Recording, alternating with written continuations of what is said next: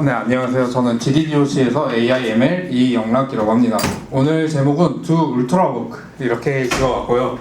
울트라워크가 무엇인지 조금씩 설명해드리면서 이렇게 지은 이유에 대해서 이야기해드리겠습니다.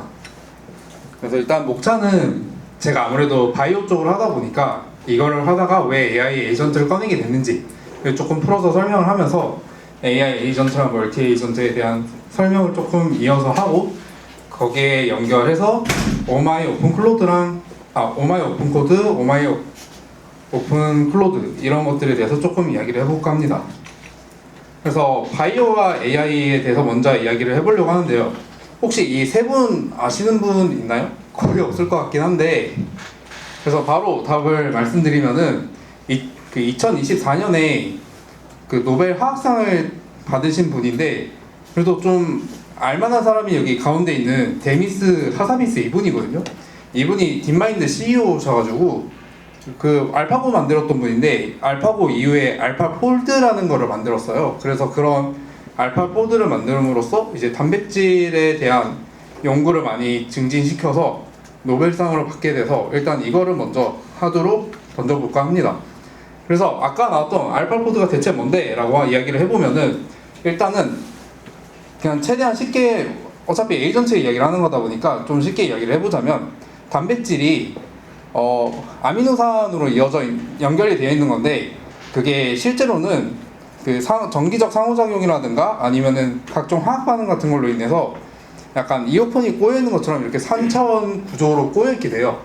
근데 저희가 생각을 해보면은 계란도 익히게 되면 단백질이 변화가 하면서, 잘 안 보이지만 이런 노른자가 다 익어서 완숙이 되면 또 맛이 달라지고 다 그러잖아요. 그런 것처럼 단백질의 3차원 구조가 어떻게 되냐에 따라서 아미노산 서열이 같더라도 다양한 기능들이 바뀌게 됩니다. 그래서 이거를 예측하는 게 바로 알파포드다 라고 이해를 해주시면 됩니다. 그래서 딱 인풋이랑 아웃풋을 설명을 해보면은, 아미노산 서열 하나 가지고 단백질 3D 구조가 대체 어떻게 되는가, 어떤 부분이 반응이 크고 어떤 부분이 반응이 작은가, 이런 거를 파악하는 거다 라고 이해해 주시면 될 것 같습니다. 근데 왜 바이오 AI에서 이 에이전트가 필요해지는가를 이야기하려고 이 알파포드를 가지고 온 건데요. 이게 신약 개발을 하는 전체 프로세스거든요. 처음에는 타겟 디스커버리라고 해서 뭐 관련된 바이오 마커가 뭐가 있는지 이런 거를 찾기도 하고, 그리고 알파포드가 여기에 해당하는 건데 그런 단백질이 뭐가 있는지, 그리고 그게 적합한지, 그리고 그게 약물이 어떻게 반응이 하는지, 그리고 임상실험에서는 또 어떻게 진행이 되는지, 이런 것들까지 다 일련의 과정을 거치게 되는데, 알파포드라는 폴드 하나만으로는 사실은 이런 것들을 전체적으로 진행하는 데 있어서 어려움을 가지게 되는 거죠. 그리고 이제 각각에 대해서는 모델들이 여러 가지 성능이 좋은 것들이 나오다 보니까 현재는 AI 바이오 쪽에서도 버틀넥은 사실은 프리딕션보다는 워크플로우로 간다고 저는 생각을 했습니다. 그래서 이 워크플로우에 대해서 어떻게 병목을 해결을 할 것인가 라는 대답으로 결국에는 에이전트가 필요하게 된다 라고 생각을 해서 에이전트를 조금 연구를 하게 되었는데요. 그래서 다른 곳에서도 그러면 이제 저랑 비슷한 생각을 하는지 한다고 생각을 했고, 그래서 워크플로우로 관련된 연구들이 지금 상당히 많이 나오고 있습니다. 그래서 첫 번째가 에이전트 레버러토리라고, 이게 존스 홉킨스 대학에서도 같이 나온 건데, 저희가 그냥 연구원들이 하는 것처럼 PhD 닥터 두고, 그 다음에 뭐 프로세서 이런 사람들, 프로페서 같은 거 두고, 리터처 리뷰부터 시작해서 실험 계획해보고 데이터 준비하고, 그 다음에 실험 돌리고 결과 가지고 다시 분석하고, 이런 것들을 일련의 과정으로 해주는 것들이 있고, 폴트 메이슨이라는 거는 아까 보면 되게 단백질 그림 비슷하게 생긴 것처럼 보이는데, 이런 것들을 이제 알파포드 같은 것들이 이제 되게 많은 거를 만들어냈거든요. 그냥 일반 연구자들이 원래는 단백질에다가 약품을 처리를 하고 거기에다 X선을 사가지고 그거에 나온 그 2차원 모양을 가지고 이제 3차원을 되게 연구를 많이 해서 모양을 밝혀내는데, 그렇게 해서 한 10만 개를 한 10,000개 정도 만들어냈다고 한다면, 알파포드 나온 다음에 바로 10만 개가 만들어졌어요. 그러다 보니까 이제 이런 걸 어떻게 활용을 하냐, 워크플로우로서 어떻게 진행이 되는 거를, 이걸 그 알파포드에서 만들어낸다면 그걸 어떻게 활용을 할 것인가에 대해서 이야기를 하게 되는데, 그래서 이제 알파포드에서 나오는 그런 것들을 모아가지고 이 구조를 정렬하고 유사성을 기반으로 기능을 묶인 애들끼리 그 중에서도 몇 가지는 기능이 밝혀졌을 거니까 그럼 여기 같이 묶인 애들이 또 비슷한 기능을 하지 않을까, 이런 거를 이제 예측하는 시대가 왔다라고 생각을 합니다. 그래서 저도 비슷한 것 중에 하나를 해봤는데요. 아직 진행 중이기도 하지만 멀티 에이전트 리저닝 폴 바이오메틱스라고 해서 바이오 인포메틱에서 사용할 수 있는, 예를 들어서 신약에 대한 독성 예측이라든가 아니면은 지금 이런 것처럼 이게 뇌 그 마우스의 브레인인데 그거에 대해서 세부적인 세포 그 조직을 구별하는 것들, 이런 거에 대해서 스스로 모델에 대해서 모델링을 처음 기반을 가지고 문제점을 찾아가면서 점차 발전시키는 방식으로 하는 것을 여기에 한번 만들어 봤었습니다. 그래서 처음에 보시면 뭐 스타게이트로 이렇게 했다가 그 다음에 뭐 엔코더랑 디코더를 뭐 이런 식으로 바꿔가면서 점차 성능이 좋아지는 걸 확인을 했었습니다. 그래서 그러면 결국 AI 에이전트랑 멀티 에이전트가 무엇이냐에 대해서 먼저 이야기를 해야 하는데, AI 에이전트라는 거는 가장 깔끔한 게 이 표현인 것 같아요.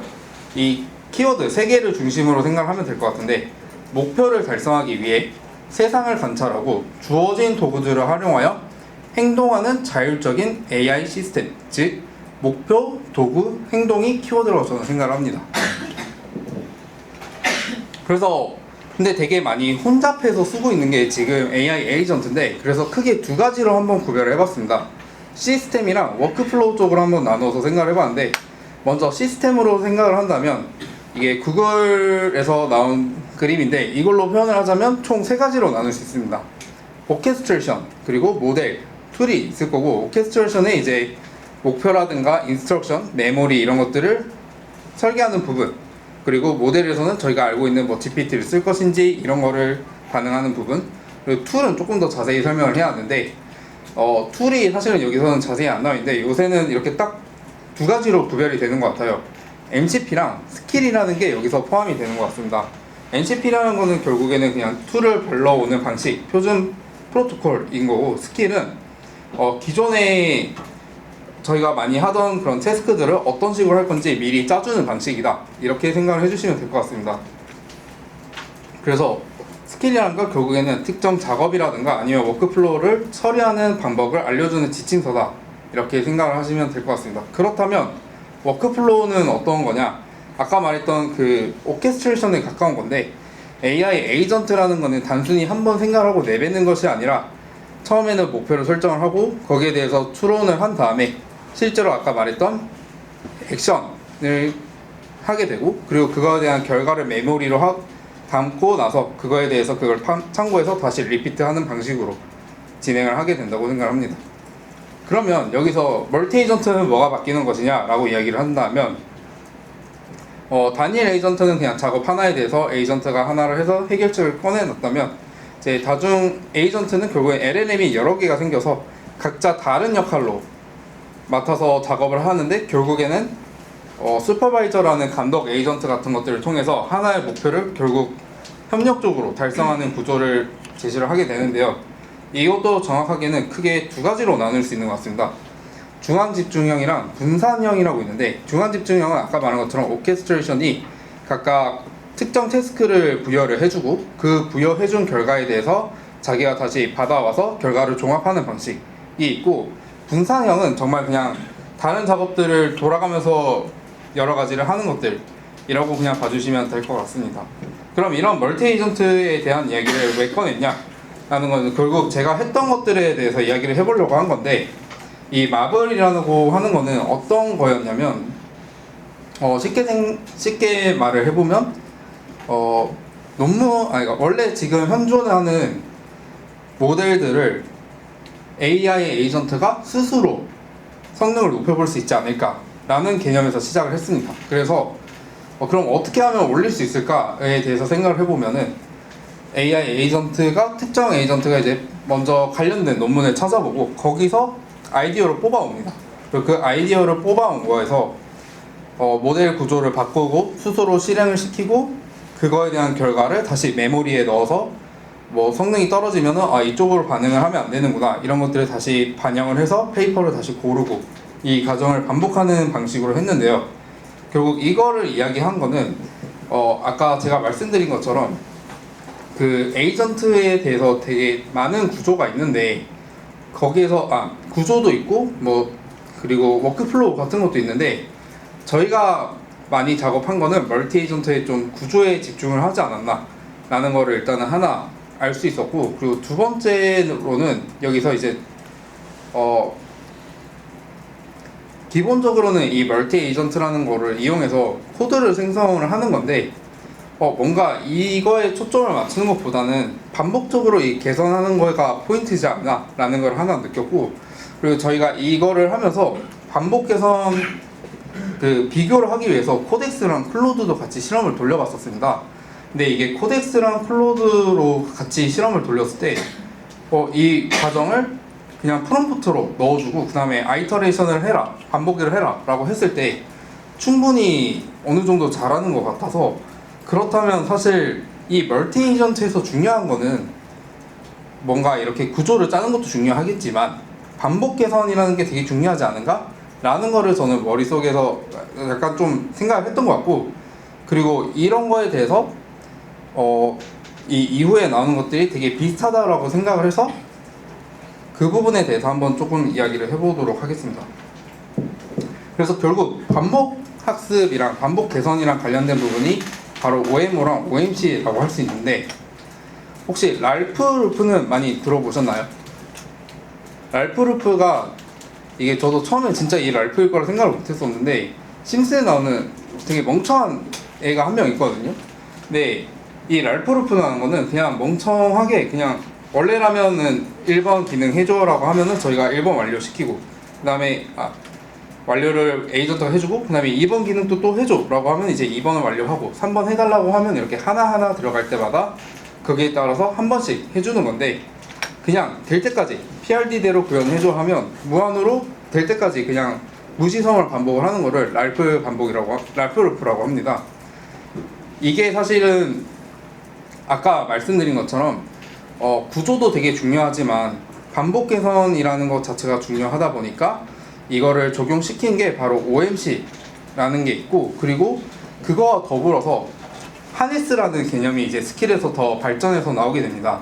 하네스라고 하는 거는 이제 에이전트가 예측을 계속 하면서 반복을 하도록 안정적으로 만들어 주는 건데, 그래서 이 하네스에는 스킬뿐만 아니라 좀 이제 총 4가지 측면으로 이 구성을 하게 됩니다. 첫 번째가 컨텍스트 엔지니어링을 하게 되고, 뭐 페르소나를 조정을 한다거나 아니면은 전반적인 워크플로우를 담당을 하는 것, 그리고 가드레일이랑 컨스트레인트 엠버스먼트 같은 경우에는 오히려 이 반복 과정을 하는 과정에서 좀 이상한 거를 하거나 좀 이상한 방향으로 흘러가는 거를 막기 위해서 이 특정 태스크 이상으로는 하지 말라 이렇게 제한을 걸어주는 거 있을 거고, 또 하나로는 모니터링을 해줘야 하고 또 피드백이 필요하다 보니까 이 피드백 루프를 구성하는 거가 있을 거고, 마지막으로는 이게 또 토큰이랑도 관련이 있다 보니까 갈베지 아웃이 되지 않도록 가베지 컬렉션 루프도 같은 경우도 해주고 엔트로피 같은 것도 매니지멘트를 해주는 게 결국에는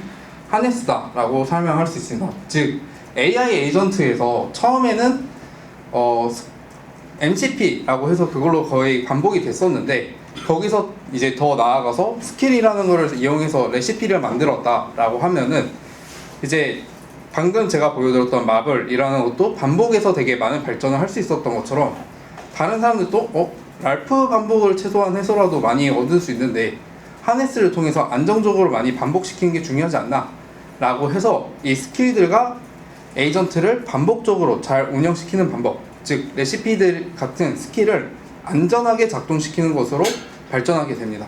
그래서 이 두 가지, 그거에 맞춰서 나온 게 바로 두 가지가 OMO라고 해서 오마이 오픈 코드 혹시 들어보신 분들 많지 않나요? 이게 깃허브에서 엄청 스타를 많이 받았었는데 이 오마이 오픈 코드가 사실 인기를 받았던 것 중에 하나가 반복 학습을 하는 데 있어서 이거 이름이 총 3가지가 있거든요. 혹시 클로드 써보시면 뭐 플래닝이라든가 아니면 액션 모드 이렇게 있는데 그 중에 그런 것처럼 여기 오마이 오픈 코드에도 총 3가지가 있습니다. 그런 거는 좀 이제 처음에 불을 밝혔던 것처럼 약간 인사이트 밝혀주는 형식으로 많이 쓰는 거고, 그리고 여기서 제가 강조하고 싶은 건 바로 이 시시푸스입니다. 시시푸스가 여기서 되게 강조하는 이 에이전트인데, 혹시 시시푸스가 뭔지 다들 아시나요?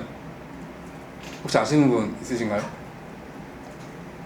맞아요. 그 그리스 맞나? 그리스 로마 신화에서 그 잘못해가지고 그 바위를 계속 올렸다가 굴렸다가 그러면 다시 떨어져가지고 그걸 다시 또 위로 올리고 이걸 반복을 하는 건데, 이 시시푸스라는 애도 아까 말씀드렸던 것처럼 결국엔 이게 하네스다 보니까 계속적으로 에이전트들을 반복을 시켜서 특정 태스크를 저희가 따로 뭐 인풋을 계속 원래 한 번 넣고 반복 이거 뭐 잘못됐어 이거 확인해서 또 고쳐줘 이런 것들을 하는데, 시시푸스는 그런 거를 직접 확인하면서 될 때까지 해결을 해주는 것을 시시푸스라고 하게 됩니다. 그래서 여기서도 결국에는 랄프 루프가 들어있긴 하지만 랄프 루프랑 조금 다르게 반복을 통해서 안정적으로 결과를 태스크를 더 저희가 원하는 만큼 끌어올려주는 역할을 해줬다 라고 생각을 해주시면 됩니다.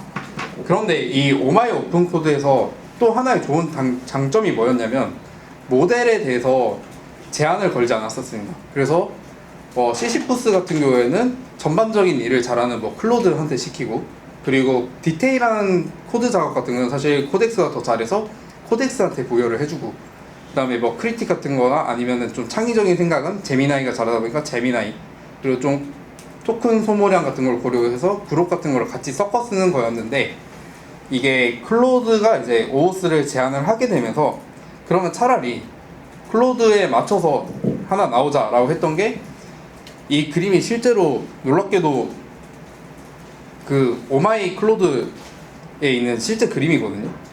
이게 뭐냐면은 이 그림이 그 설명을 보냐면 얘가 클로드잖아요. 이 클로드에다가 이제 도핑 꽂아놔가지고 스테로이드 먹인 거다, 내 클로드 이렇게 강화시켜 주겠다 이런 건데, 그래서 얘도 결국엔 특징이 뭐냐면은 같은 맥락으로 오토매틱 패럴리제이션, 일이 끝날 때까지 계속 반복시키는 거, 그리고 그 하네스 개념을 가지고 있다 보니까 코스트도 조절을 해주고, 그 다음에 익스큐션 같은 것도 계속 유지를 해줄 수 있게, 그리고 메모리도 계속 반복을 할 수 있는 것들을 유지해 주는 게 오마이 클로드다 라고 생각을 해주시면 될 것 같습니다.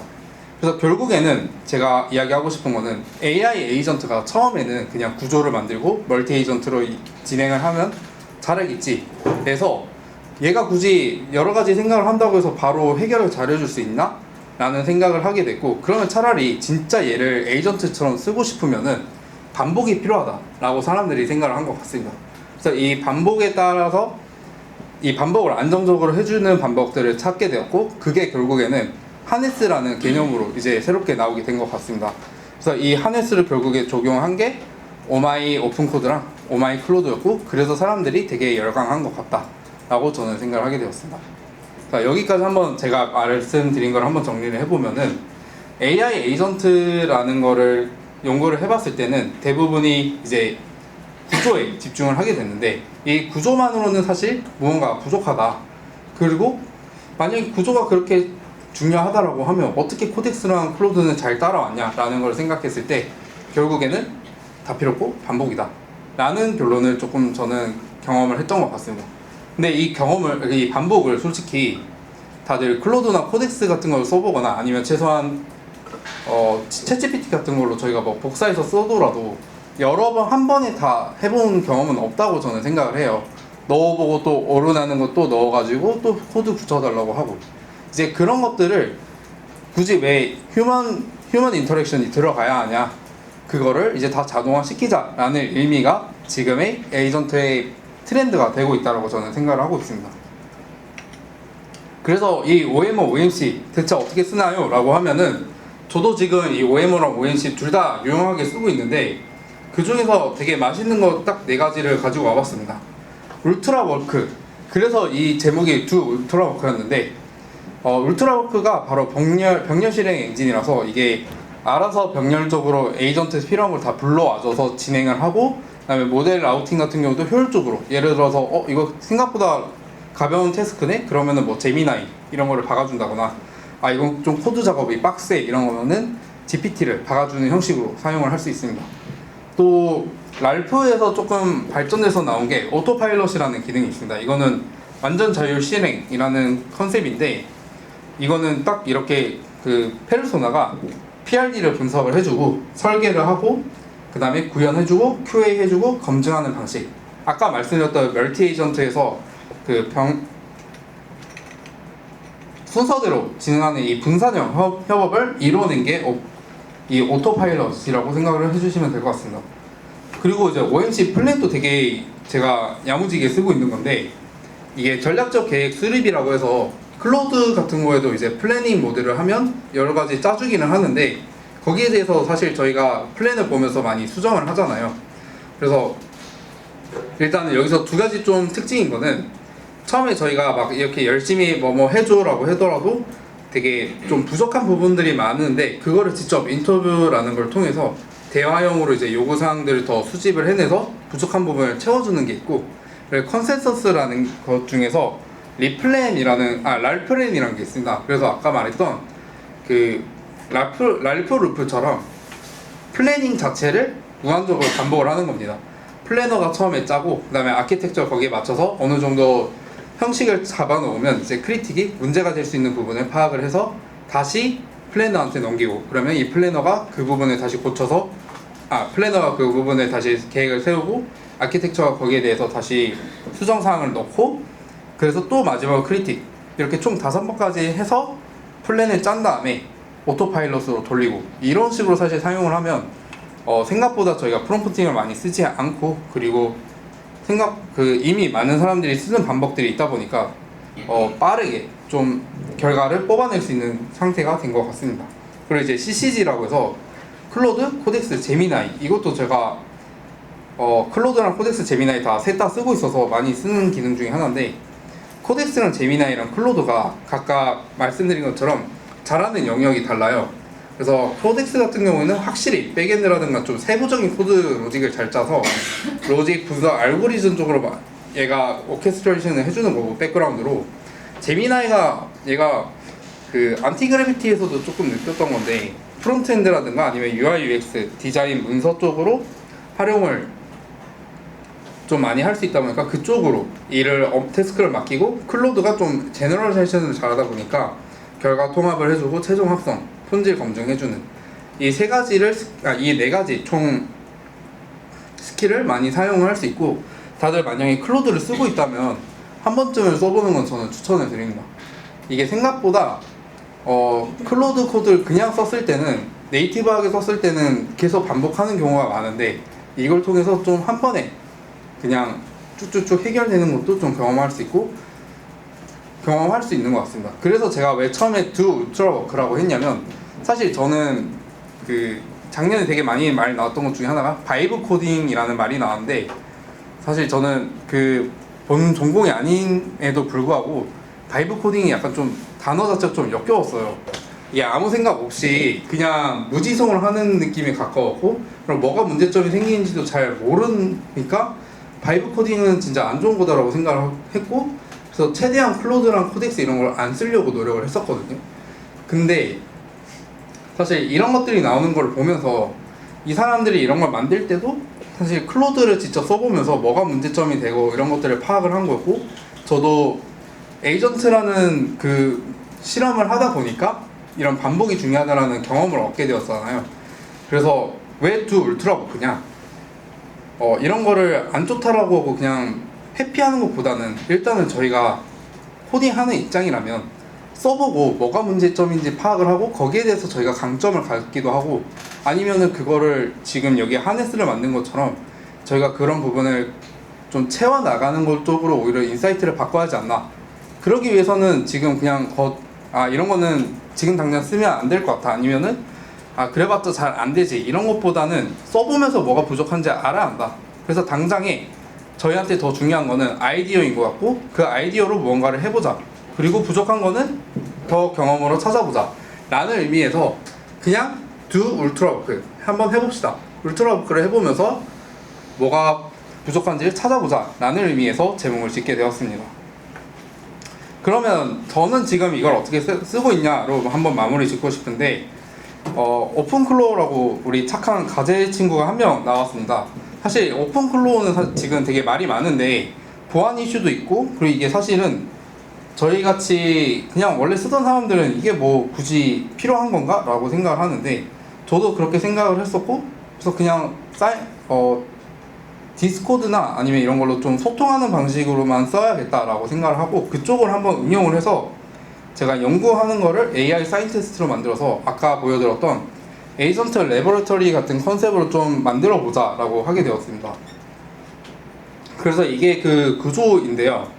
일단은 이 오픈클로우에서 또 하나의 장점이 휴먼 인터랙션을 원래 그래도 하는데 그것조차 한번 줄여보자 라는 느낌으로, 저는 딱 사이클로 이 친구랑만 대화를 하게 됩니다.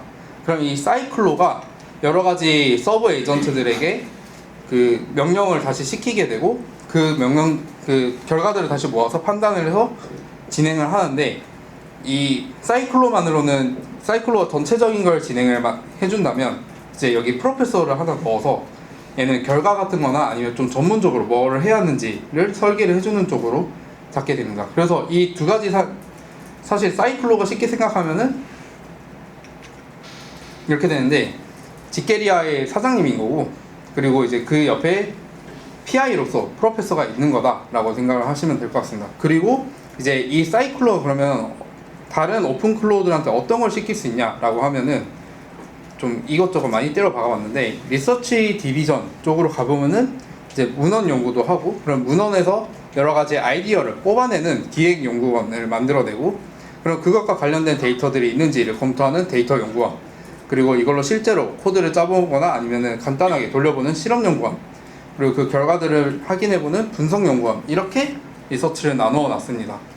그리고 이 리서치만으로는 부족하니까 커뮤니케이션 디비전에서는 이제 처음에 제가 제안을 했을 때 컨텍스트가 맞는지, 아니면 이게 어떤 맥락으로 제가 물어보고 있고 어떤 맥락으로 이 문제를 해결을 하려고 하는지를 파악해주는 친구, 그리고 문제점을 실제로 분석하는 친구, 그래서 왜 이거를 이렇게 했을 때 안 되는지 파악하는 거, 그리고